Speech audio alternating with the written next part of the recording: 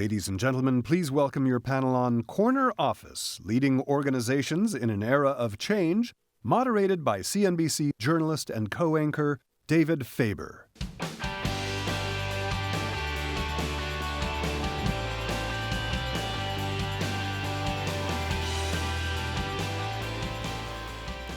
Good morning, everybody. Good morning, panel. The name of our panel is, as you heard, Corner Office, Leading Organizations in an Era of Change. And Meg, I'd love to start with you, given you and I have talked about the pace of change and how it is accelerating many times over the last years, from the time you were running eBay through certainly your years running HP, and even this morning when we were talking about your new venture, Quibi. Give me some anecdotes or some sense here as we sort of set the tone for the panel of what you're talking about when you think about how quickly change was occurring 20 years ago versus today. Well, it feels really different to me. I think it was easier 20 years ago because things happened at a more regular pace, and you didn't wake up every morning thinking, who is about to disrupt my business or, what's happening in the world. And I think there's a couple of reasons why. One is globalization, right? Communication is now instantaneous. Second is technology, right? Technology is enabling a pace of change that I've never seen before.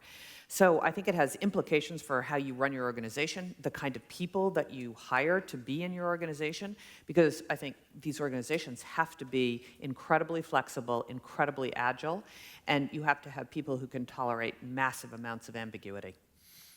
And how do you find the people who can tolerate massive amounts of ambiguity? Well, you actually have to look in their background, and then you have to ask them the question. And you would be surprised how many people say, I actually am not interested in that.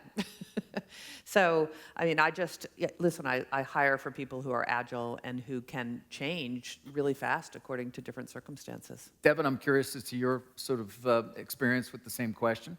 Well, before I answer that, I have to say, David, the secret reason I'm here is I get, for the first time, to sit next to a woman who built one of the world's great companies that I get the privilege to run. So thank you, Meg. Oh, you're welcome. I'm here because of you.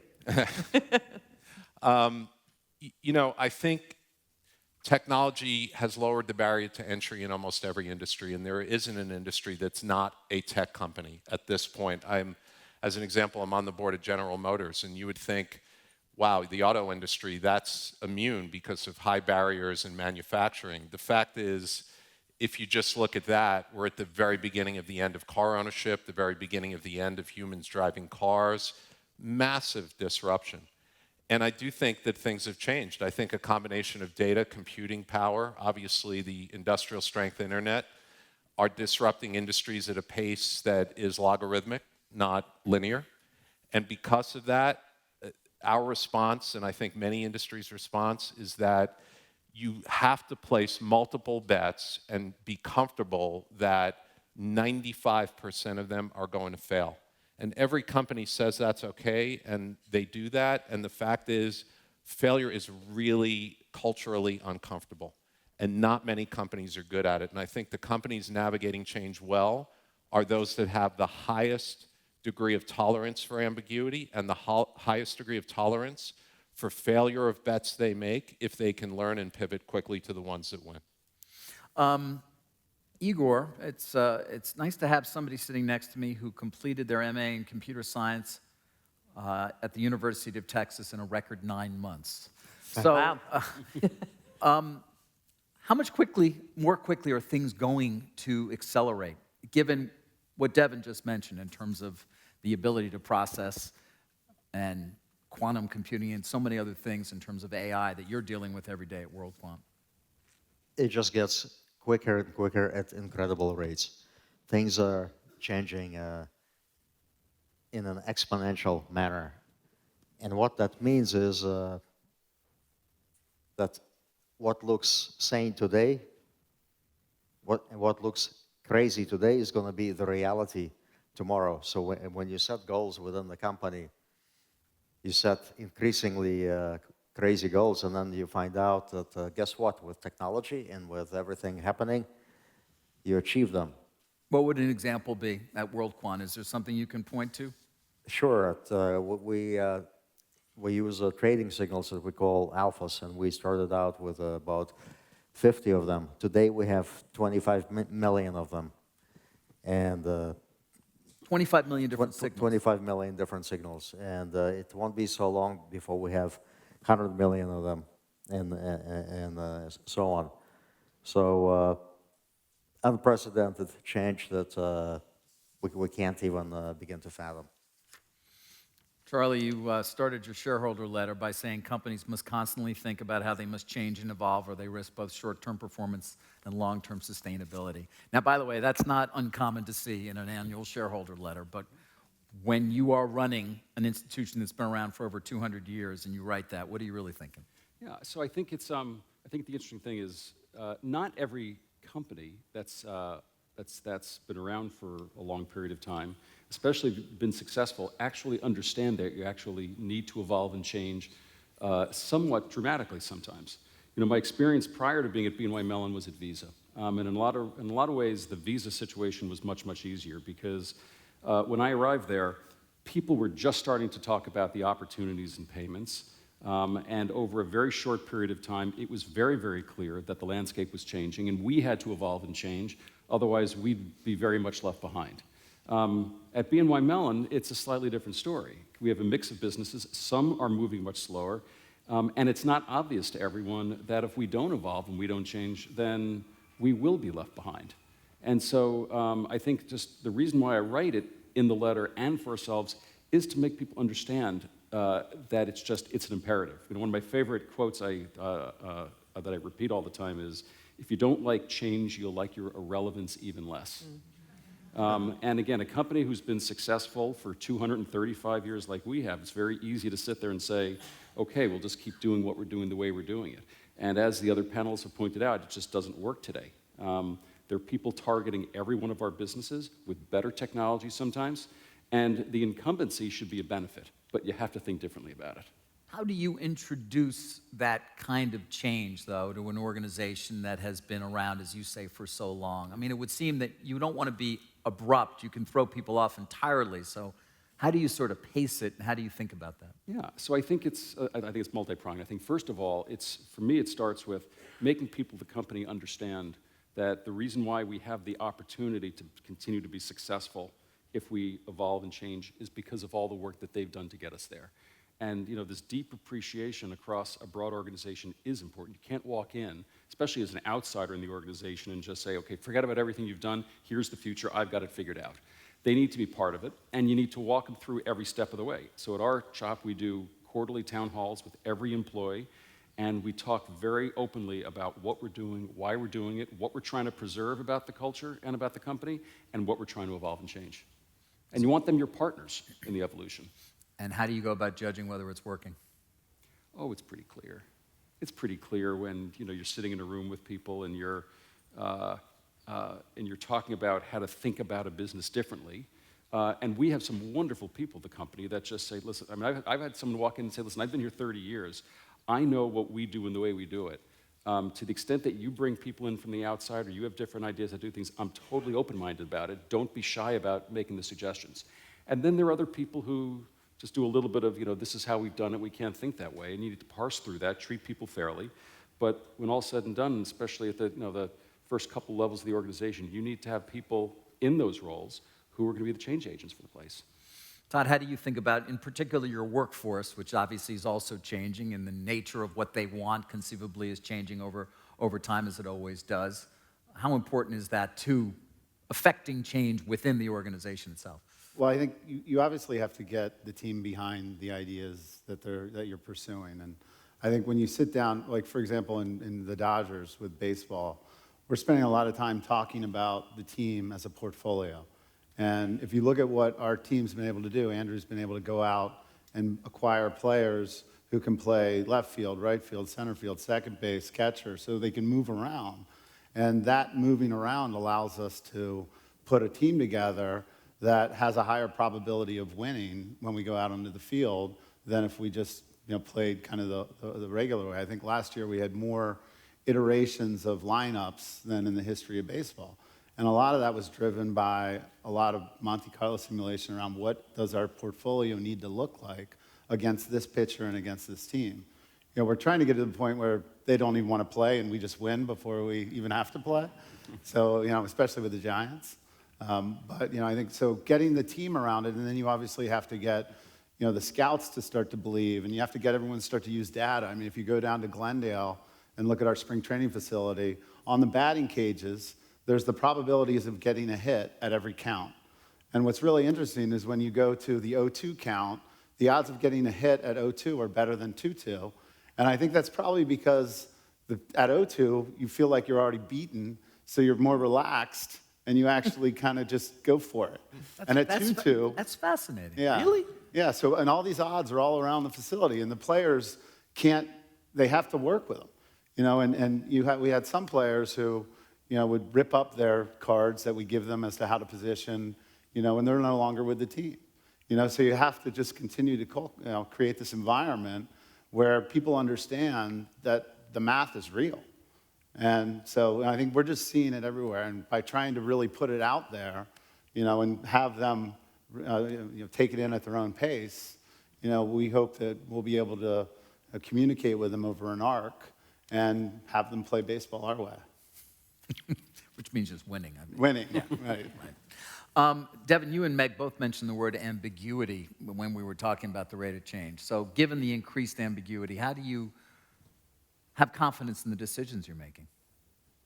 Well, and have you changed the way you make decisions, I guess, given the environment? I think the interesting thing is we tend to be a very data-oriented company, and as a data-oriented company, we try to reduce the world to probabilities in math. The fact is that it sounds heretical, but I think you can be too data-oriented. And I think that if you try to measure everything in your ecosystem, you can create a local maxima and miss the point. And that's, again, a very hard cultural transition. Data and analytics and trying to be probabilistic is great for trying to get your hands around an uncertain world. The fact is that there's a lot of room for right brain as well. And people that want to live only in the left brain, I see constantly miss things. So you try to, as an example, when you have a very large consumer internet business, you try to measure things that happen to your very large customer base. But what you also have to do is follow an individual through their experience and marry large data sets with individual stories. And to me, that's the best way that you can manage ambiguity, is to use data but also tell human stories about what's going on. Data can tell you everything's great, then you meet a customer and they say it's terrible. And that matters as much as the big data sets. Igor, do you only use one part of your brain? Sometimes at best. Thinking about this question about ambiguity, the way we deal with it, what is ambiguity? It's just uncertain outcomes, and certain outcomes are distributed in a certain way. So we deal with ambiguity through diversification, extreme diversification, figuring out alpha signals for every kind of scenario, every kind of possibility, so that no matter what happens, we'll have something that works in that environment. So you always rely on the data. We do. Right. Meg, what about you? Particularly in your new gig, you're going to get a lot of data. What is it going to tell you? How are you going to view it? Well, I'd say two things about decision making. We are doing something quite unique at Quibi, the founder of the company is Jeffrey Katzenberg, and I'm the CEO. And really, in many ways, we are complete partners. And there are two not more different people on the planet than Meg Whitman and Jeffrey Katzenberg. And it is actually the coming together of right brain and left brain. I tend to be a pretty left brain data driven. I'm not an engineer by training, but I spent so many years in Silicon Valley, you almost become one. And Jeffrey is a right brain storyteller. And when we are good together, 1 + 1 = 5. But we come at things entirely differently. We could often look at the same situation and have a completely different point of view.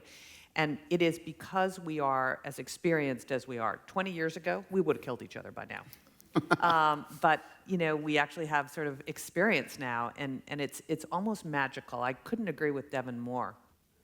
The other thing I will say is experience really matters. And we've now seen so many things in our long careers. I mean, I like to say what used to take me 10 hours at eBay to figure out takes me an hour, because I've seen so many things. The pattern recognition, and that allows you to move a lot faster. And then, ultimately the most important thing is make a decision.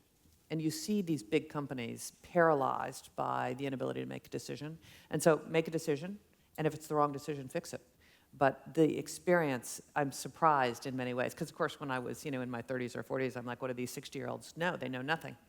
And it's quite the opposite, actually. It is probably the only benefit of getting older, I find, as well. There are a few others, but Are not there many. other benefits? Let me know later what they are. Charlie, talk to me a bit about a workforce, particularly in this day and age, again, with the broader theme of our panel. But we hear so often about millennials and what they want and what they don't want, and they're different. Do you think that's true?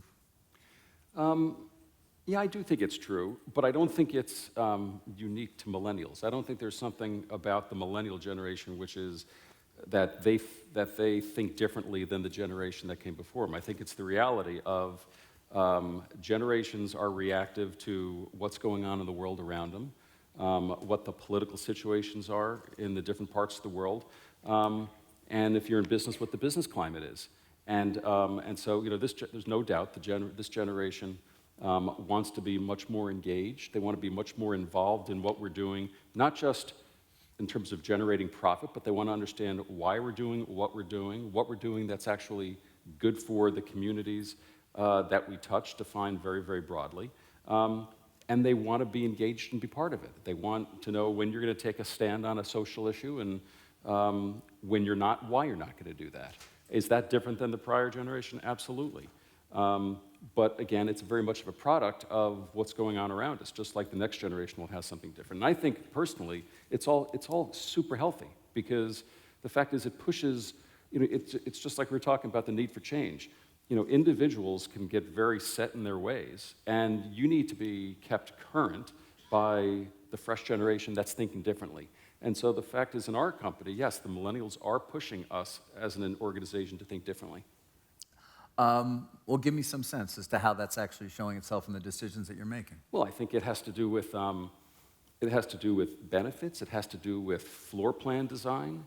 If we went around and we asked the people who've been at the company 30 years, do you want, to have the big office with the paneling, with the door and everything? The answer would be absolutely, and the doors would be closed. That's the culture of our place. That's not what people that were hiring at a school want today, and so we've gone all open floor plan, including ourselves. So we have no offices. We have cubicles. They're nice cubicles, but they're cubicles. And we are much more engaged, I think, with the employees in the organization than I would guess we were 10, 15, 20 years ago, if not 5 years ago. Todd, did you really have an intern who complained that they didn't spend enough time with you? We did have that happen once. I think the millennials as a group are definitely pushing us in different directions, and I agree. I think it's very healthy.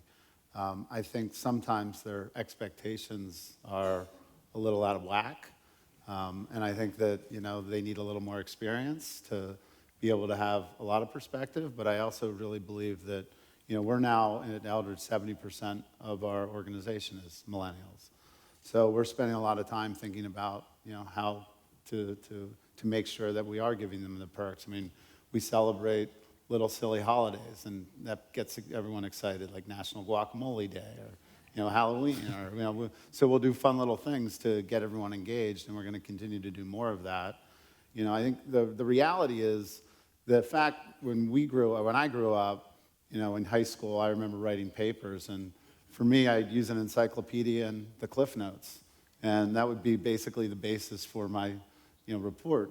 The amount of information that they have at their fingertips, starting when they're, 9 years old and getting a phone, is just, made them way more sophisticated than, I was when I was developing. And, I think you look at, what their themes are and where they're spending their time.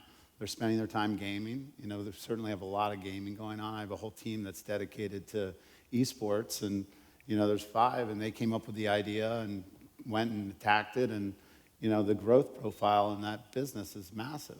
So I think if you're starting to figure out how can you deploy your resources against these growth opportunities that also line up with their interests, then we're finding that people are very satisfied with how they're spending their time.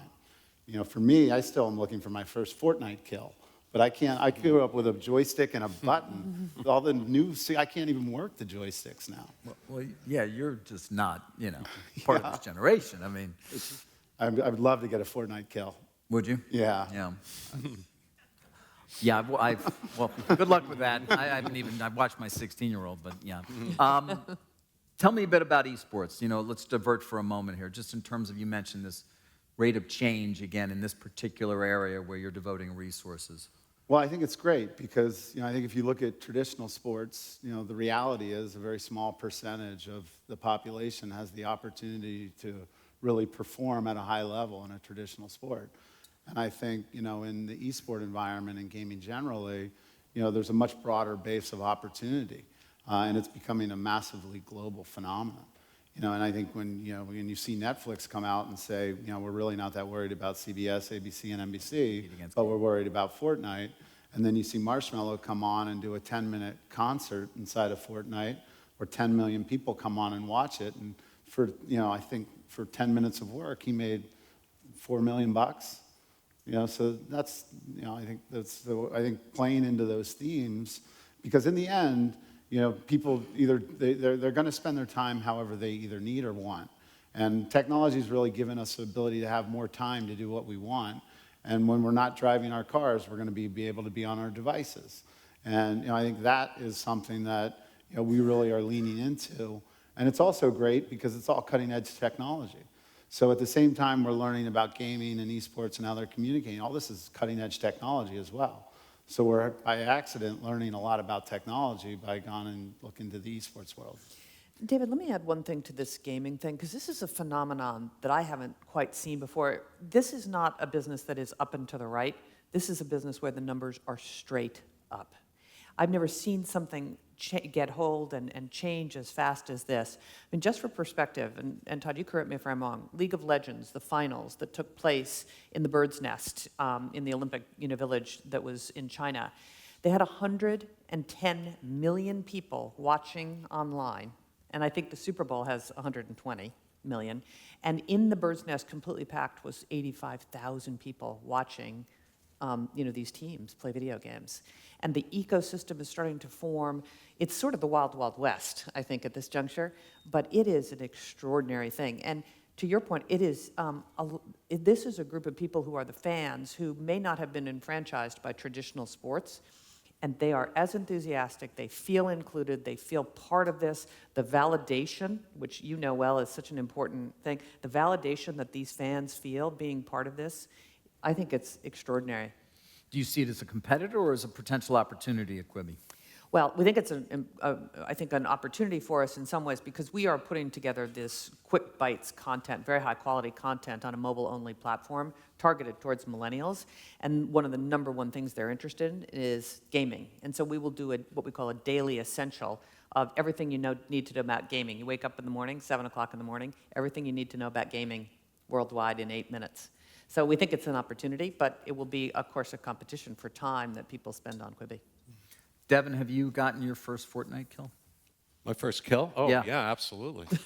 I'm working on Master, for sure. I'm not kidding. You really? I like Fortnite, yeah. Well, you're not alone in that either.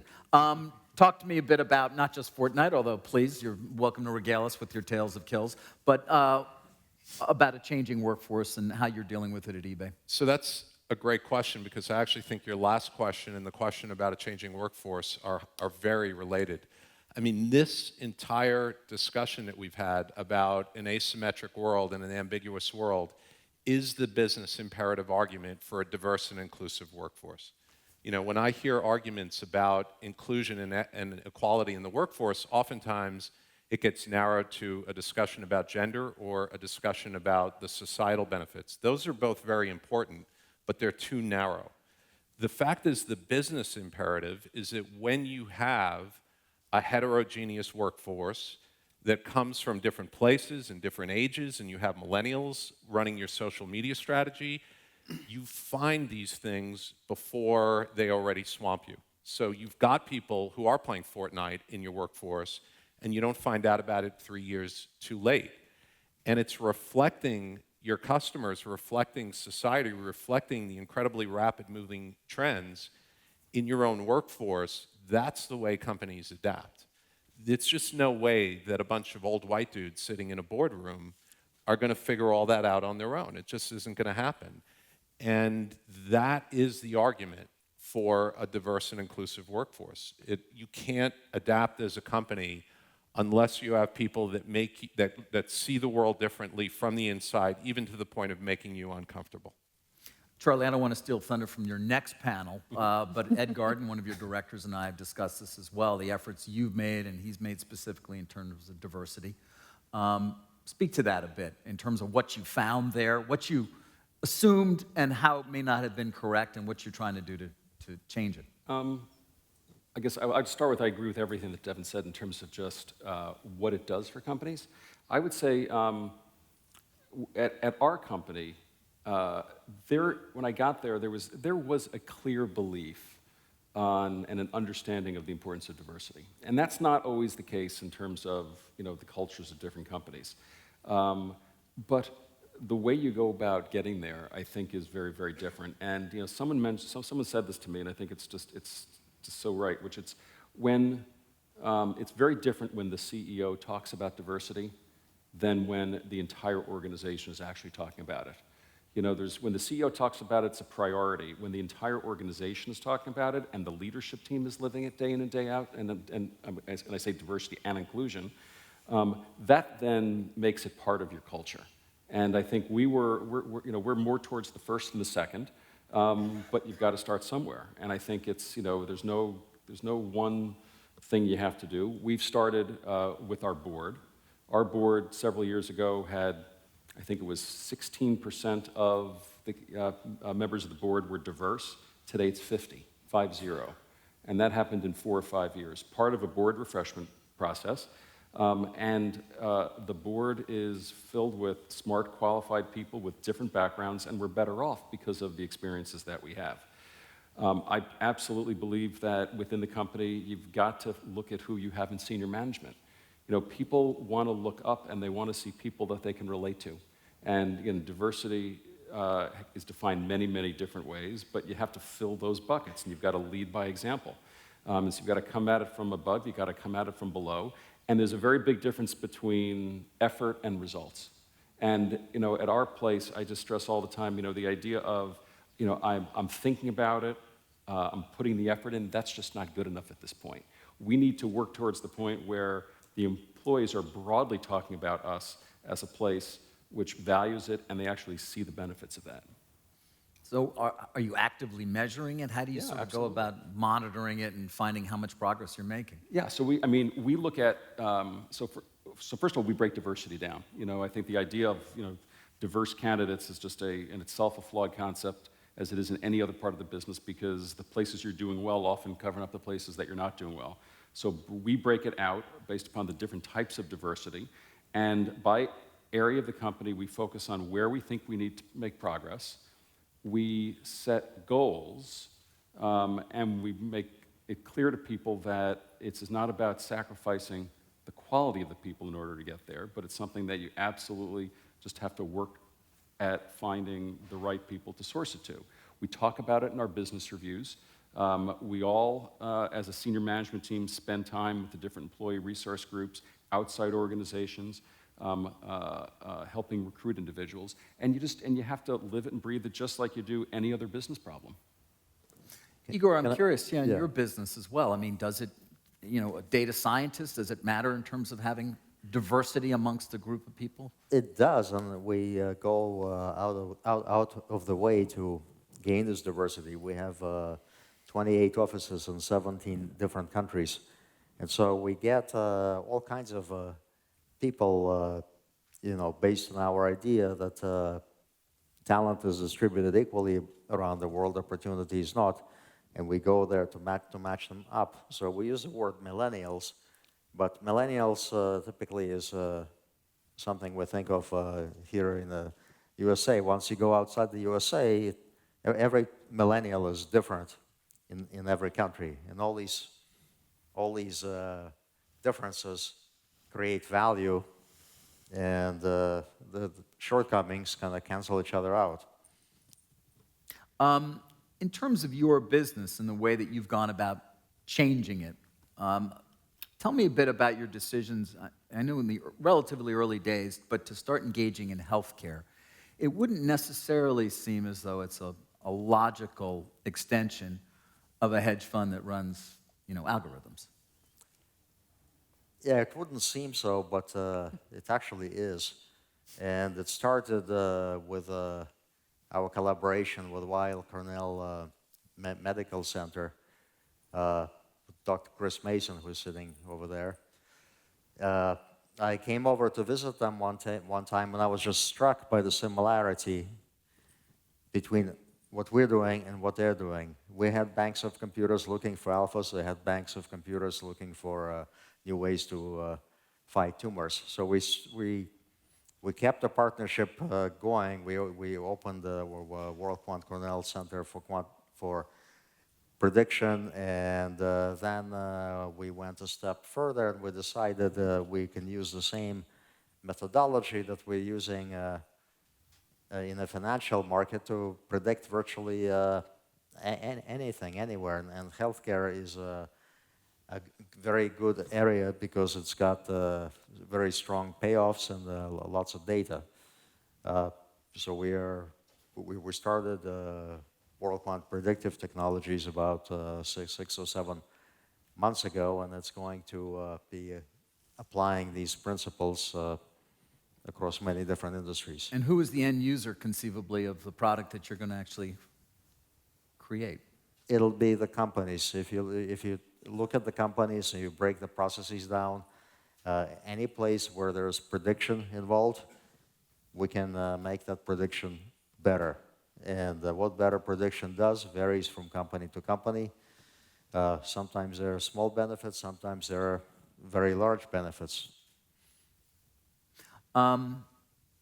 Charlie, a couple of weeks ago, I think you were on my show, not because I was doing an interview with you, but because you were testifying in front of Congress.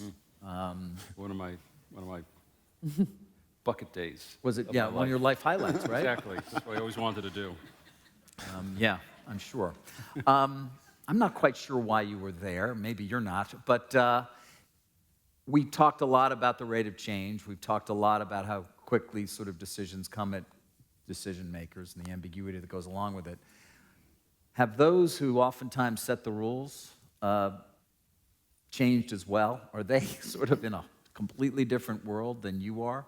Or is there a recognition amongst some of our elected leaders and regulators for how your businesses are changing? Yeah, listen, I think, first it's a mix. And I think there's a difference between legislators and regulators, right? Regulators are up close in terms of what we're doing, what we're going through.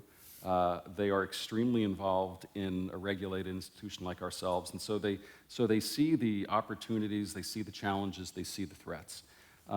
First and foremost, it is about safety and soundness for them, but they also understand, especially for the bigger banks like ourselves that provide these vital functions across the world to help cash and securities move freely, that a strong institution makes for a safer institution over a period of time. And so they want to figure out how to allow us to move in an environment which is changing as rapidly as it is, without sacrificing the kind of controls that institutions like ours need.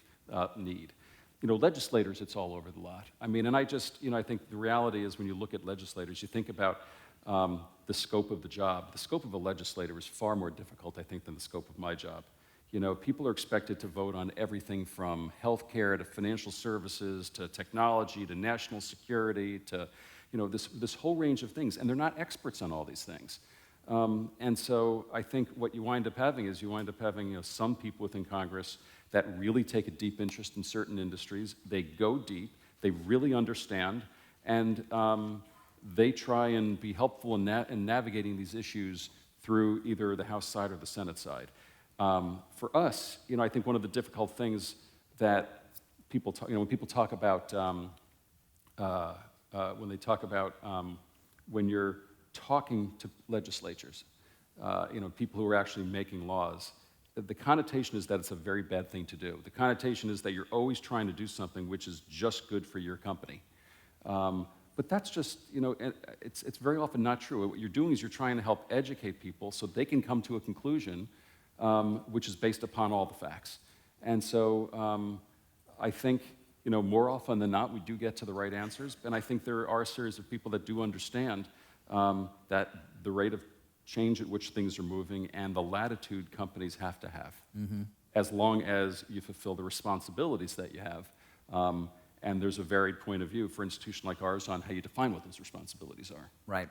Devin, you've dealt with your share of policymakers, perhaps even more than you had thought. Sort of, are they up to speed, so to speak, in terms of what it's like to conduct business in the current environment? No. And I think implicit in the question is, I think that we're making a lot of mistakes now on issues that could be fostering and growing really the miracle of the U.S. economy, which is the technology sector. I think there are issues around trade and taxes and immigration that we're just not getting right. But implicit in that is moving forward, it boggles the mind to think about how regulators are going to deal with incredibly complicated issues like the development of AI and the impact of AI on society. I know it sounds like science fiction, but it's sooner than people think. Again, just to use an automobile analogy, we're not that far away from cars driving themselves. And undoubtedly, that's going to create a raft of issues around risk and public policy and safety. It's very difficult for me to figure out how a congressman sitting in Washington is going to get their head around issues like that. But I'd like to start with them getting issues around trade, taxes, and immigration in a much better place so that we can responsibly grow the technology sector, which really is the high watermark of the U.S. economy. Mm-hmm. Are you implying that you'd prefer they stayed out of your business or that they...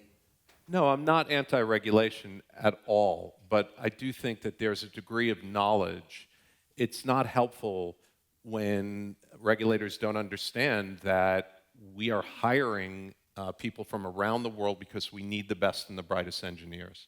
That ends up supporting American jobs in the long run, but we must have access to the best and brightest talent.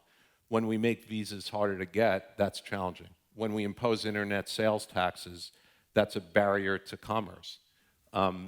These issues really matter, not just to our company, but to the entire technology sector. And I do think there's been a sea change in the last couple of years. And it shouldn't be antithetical to say that tech companies need to take responsibility with this is still the sector that's remarkable and growing and we need to feed it. Those two things shouldn't be diametrically opposed. Mm-hmm. Meg, I'm curious as to your experience, particularly as somebody who ran for governor of California, a state that on a state level certainly seems to be involving itself a great deal in sort of broader goals for industry. Yeah. Well, I guess I'd agree with both Devin and Charlie that I think it is an extraordinarily difficult job of either a federal legislator or a state legislator to have the domain expertise to be able to do the right thing on many topics that are deep technology issues.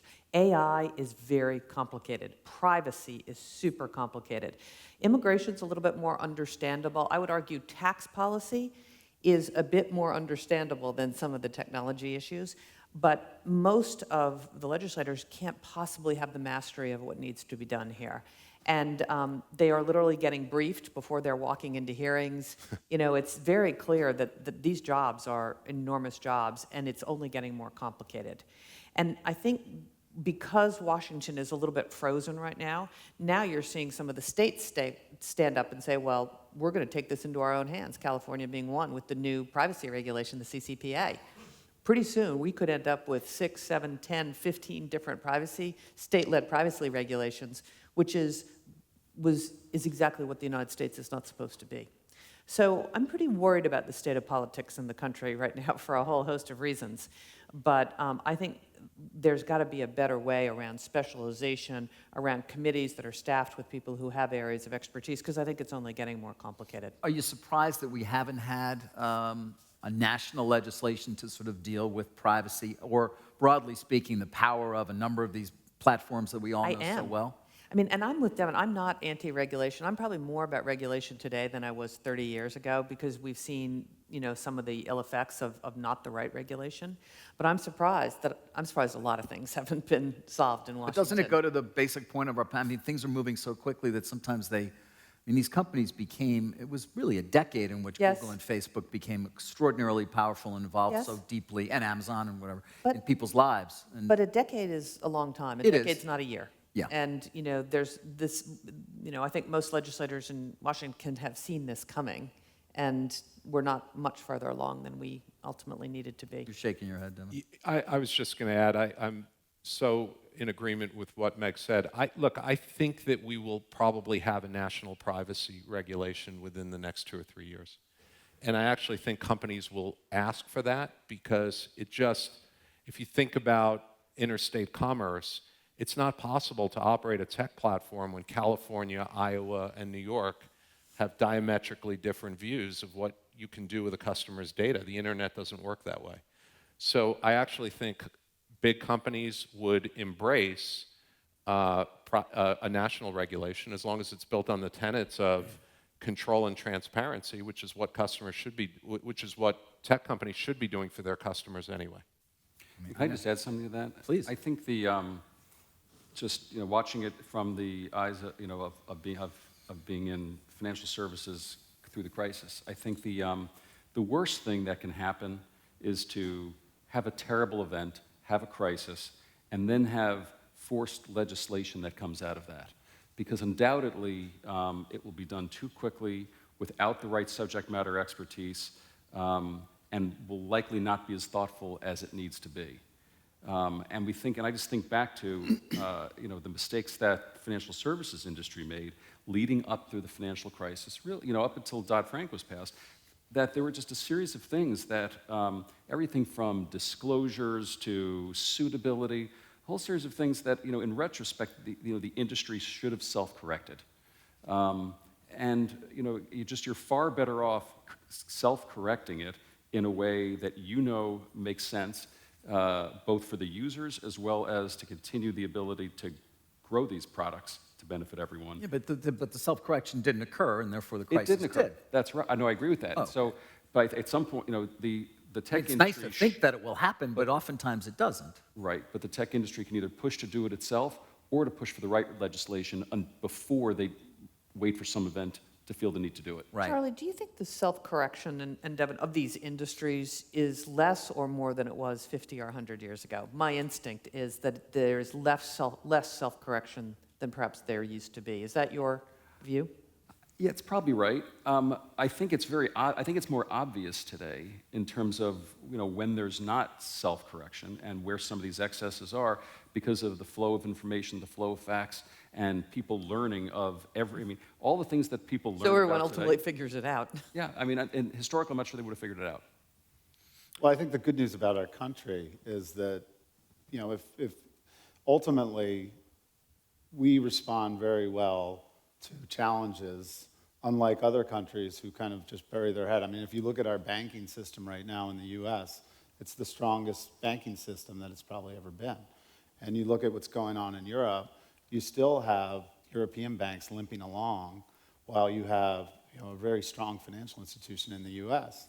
So I think maybe that isn't self-correction, but the market certainly came in and said, enough of this, and then everyone responded to it by recapitalizing the balance sheets, and now we're in as good of a position as we've ever been.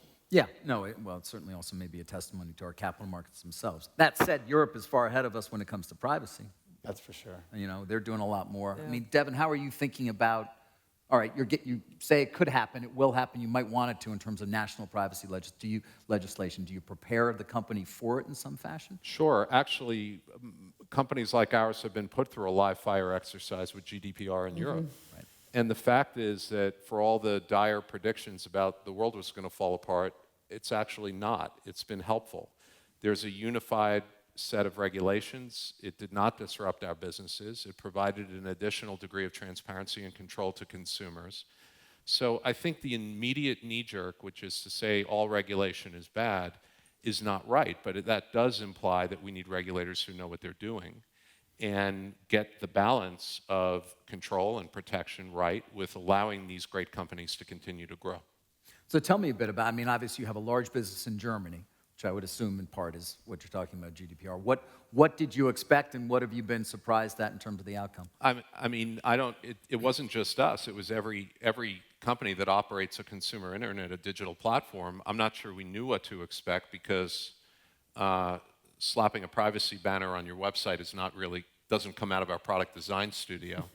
But the fact is, and you know, I think there might have been a thought that customers en masse would withdraw their data from these platforms. In fact, that did not happen.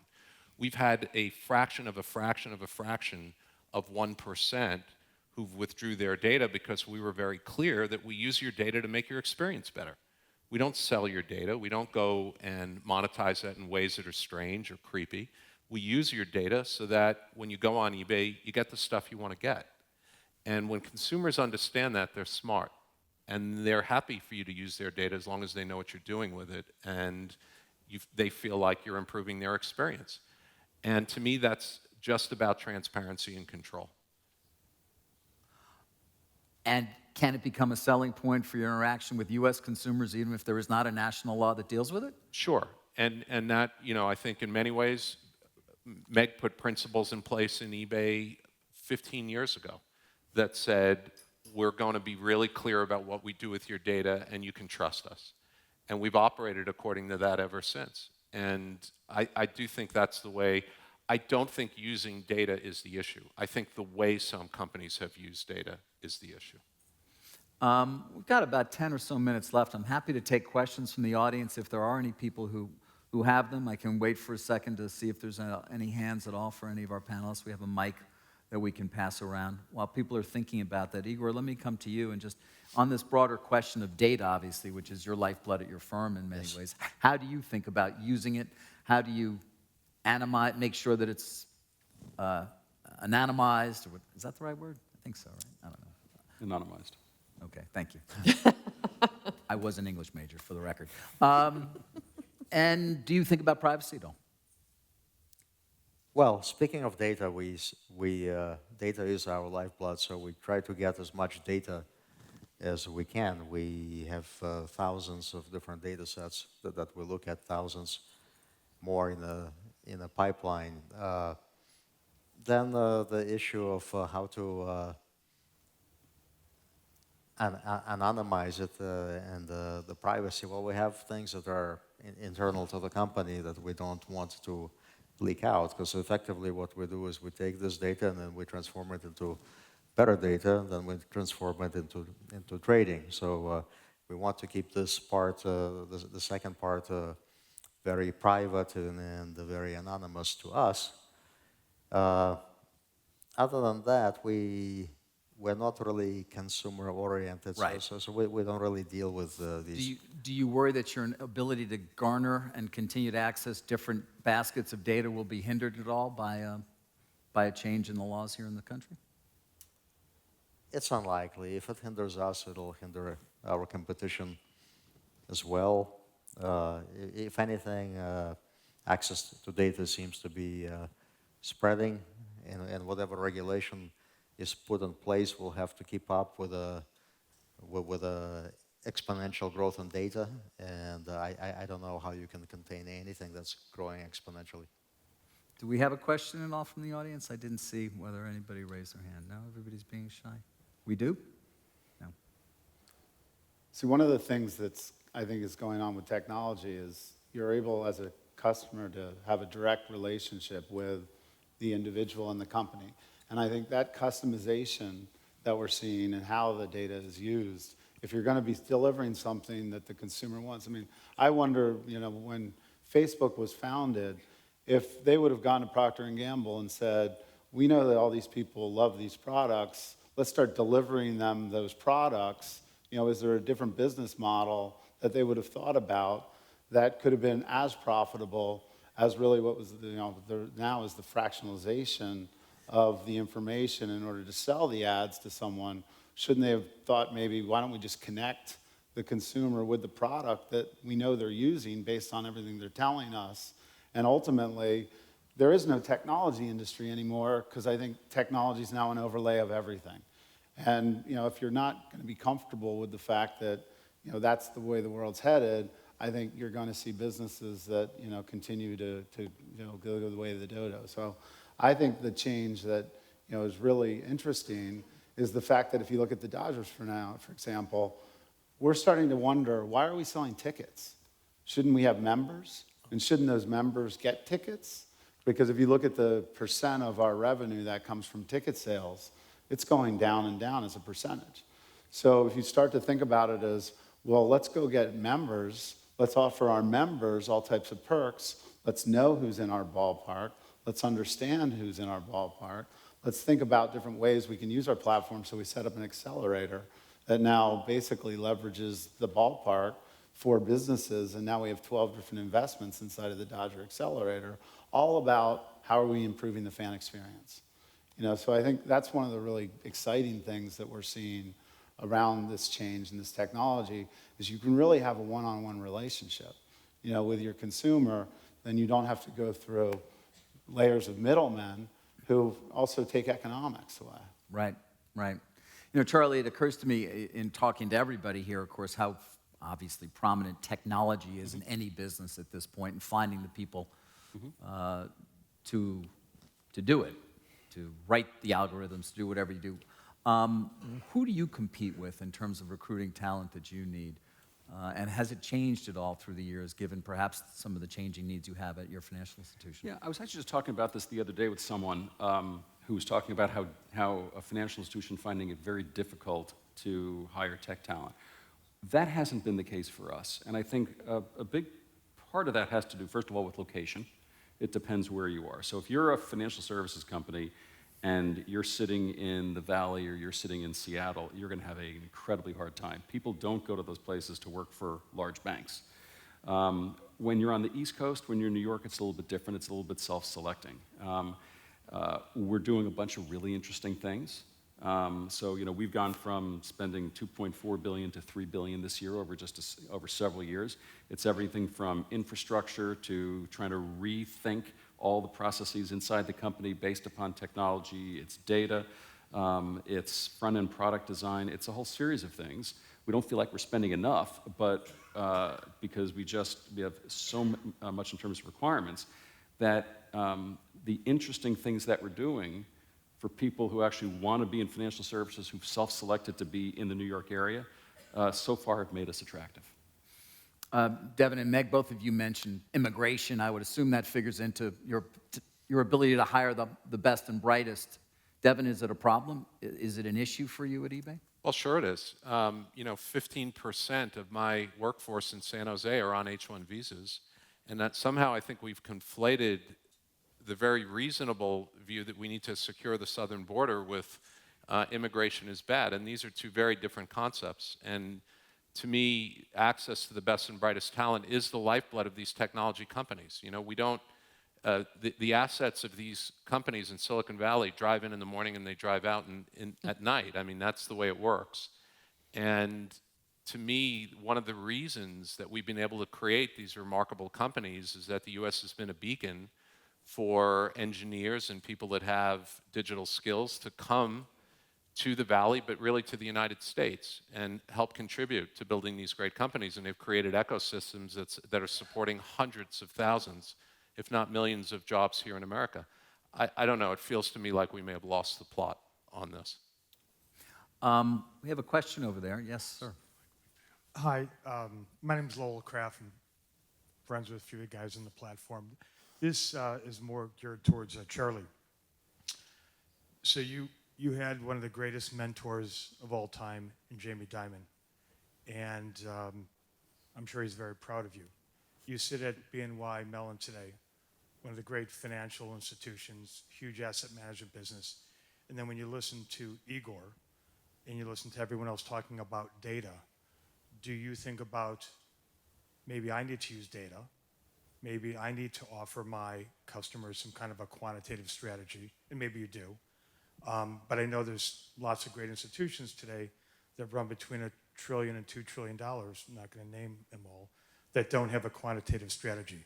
So do you view this as something that you should outsource to a WorldQuant, to a Renaissance, a AQR, a D. Shaw, or do you think about, could I build this?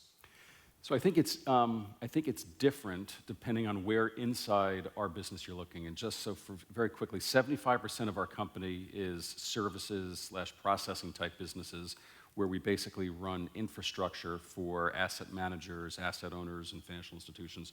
25% is a combination of wealth management and asset management.